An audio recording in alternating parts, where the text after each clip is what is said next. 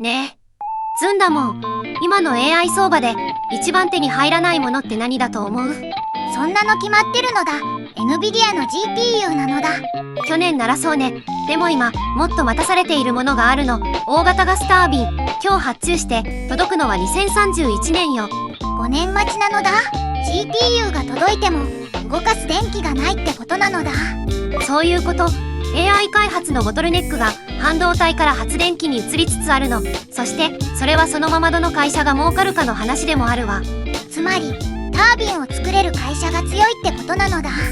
今日はそこ、受注残、納期、価格という3つの数字で見ていくわ。ガスタービン関連銘柄って実際のところ何がどうなっているのか。先に一つだけ、この動画は公開情報の整理であって投資助言ではないの。売買の判断は自分で自己責任でお願いね。そもそもなんでデータセンターがガスタービンなのだ。電気って電力会社から買えばいいのだ。買えないのよ。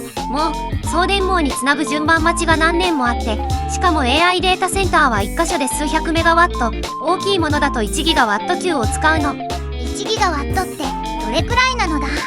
原子力発電所1基分。それを1社が1つの敷地で欲しがっているの。だから待っていられなくて自分の敷地の中にガス火力を建て始めたわ。そんなことしてる会社どれくらいあるのだ。ブルームバーグ NEF の調査では、天然ガス発電設備を建設済みか建設中のデータセンターがおよそ100カ所。 PwC は AI 業界の天然ガス消費量が2035年までに5倍以上になると見ているわ。みんなが一斉に同じものを買いに行ったのだ。そう。しかも大型ガスタービンを作れる会社は世界で実質3社しかないの。 GE ベルノバ、シーメンス、エナジー、三菱重工。この河川構造が今の異常な数字を生んでいるわ。足りないって言うけどどれくらい足りないのだ。ゴールドマン、サックスの見立てだと、アメリカのデータセンターの電力需要は2025年の31ギガワットから2026年は41ギガワット、2027年には66ギガワットになるの。2年で2倍以上なのだ。作る方は追いつけるのだ。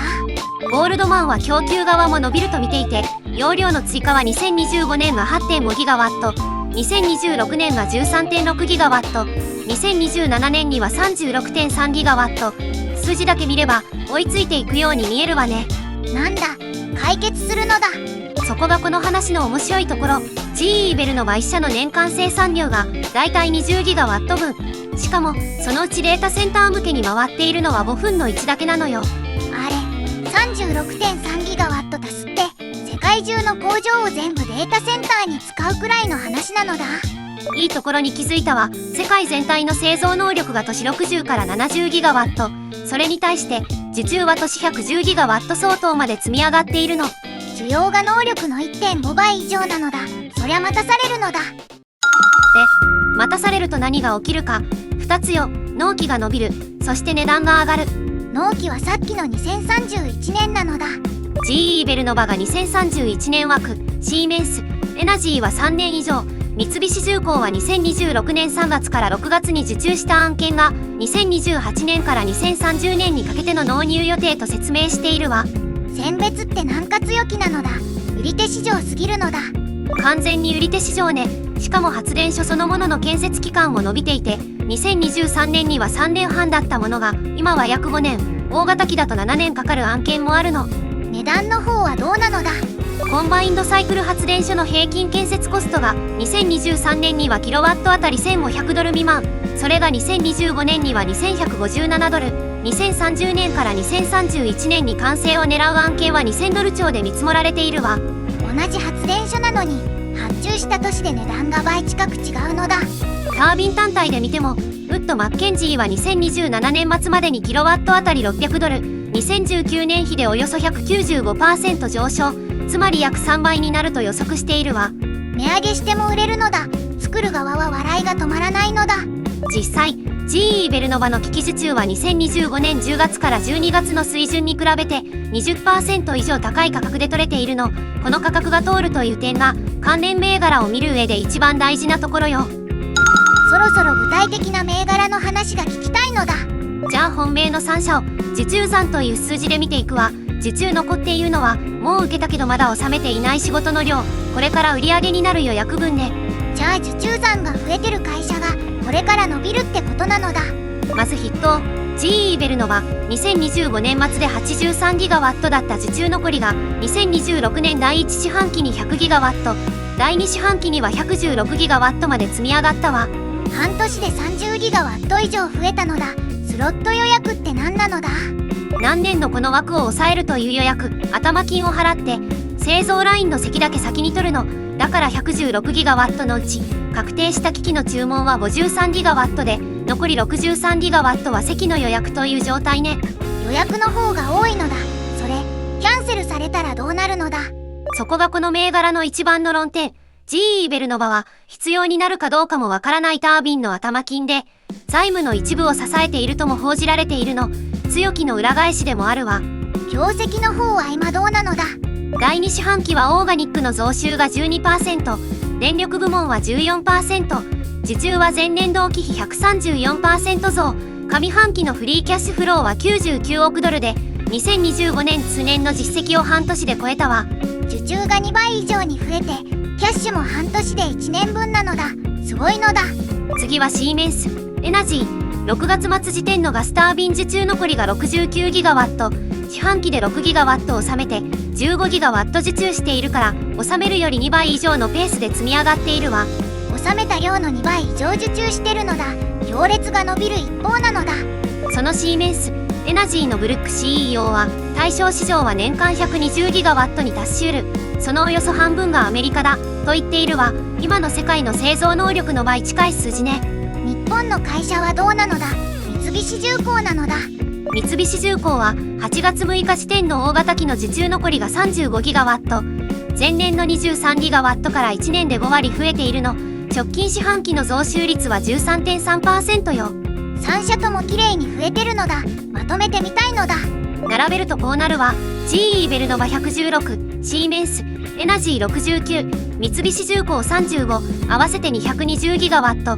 世界の年産は60から70ギガワットだから3年分以上の仕事を抱えている計算ね。でも2031年まで待てない会社はどうするのだ。そこに2番目の商機があるの。大型タービンが取れないなら小さいものをたくさん並べる往復動エンジン、つまりレシプロ発電機や中小型のガスタービンね。それって具体的にどの会社なのだ。レシプロならキャタピラーとバルチラ。実際マイクロソフトのモナーク施設ではキャタピラー製タービンで2ギガワット分を賄う計画が伝えられているわ。マイクロソフトが2ギガワットも自前で持つのだ。そういう時代なのよ。それからタービンそのものじゃなくて中身の部品を作る会社も外せないわ。ウッドワードは燃料制御やアクチュエーションの占領ね。工場を増やせば解決しないのだ。簡単じゃないの。GE ベルノバの生産目標は今の年20ギガワットから2028年に24、2030年で30ギガワット、5年かけて 1.5 倍。設備も人も早急には増やせないわ。急に増やさないのはわざとなのだ。半分はわざとね。この業界は過去に何度も需要の山と谷を経験しているの。山でラインを増やして谷で潰す、それを繰り返してきたから今回は慎重なのよ。ここまで聞くといいことしかないように聞こえるのだ。だから逆の話もするわ。この需要かなりの部分が二重に数えられている可能性があるの。二重に数える？どういうことなのだ。一つのデータセンター計画が候補地を5カ所探して5カ所全ての電力会社に接続を申し込むの。実際に立つのは1カ所なのに統計上は5件の需要として並ぶわ。じゃあの66ギガワットも怪しいのだ。ゴールドマン自身予定された容量のうち期日通りに出てくるのは50から 60% だろうという前提を置いているわ。証拠もあるの。エクセロンが7月30日実現角度の高いデータセンター負荷の見積もりを18ギガワットから11ギガワットへ約4割も下げたの。43ギガワット申し込みがあってお金を出したのは4ギガワットだけなのだ。そういうことよ。テキサスのアーコットでは接続給が474ギガワットまで膨らんでいてその9割がデータセンター。テキサスの過去最大需要の5倍という明らかに現実離れした数字ね。でも電力が足りてないのは本当なのだ。そこは本当。P、J、M の容量オークションは7月14日に決着した2028年から2029年向けの分が3年連続で上限価格に張り付いたわ。1メガワットデイあたり325ドル。しかも必要量に6831メガワット足りていないの。新しい電源が525メガワットしか出てこないのだ。全然足りてないのだ。つまり電力の逼迫は本物。でもデータセンターの需要見通しは水増しがある。この2つが同時に成り立っているのが今の相場のややこしいところね。じゃあ何を見てればいいのだ。僕は数字に弱いのだ。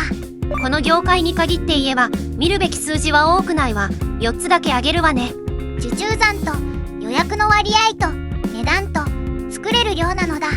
そう、特に2番目 GE ベルノバの116ギガワットのうち63ギガワットは予約枠。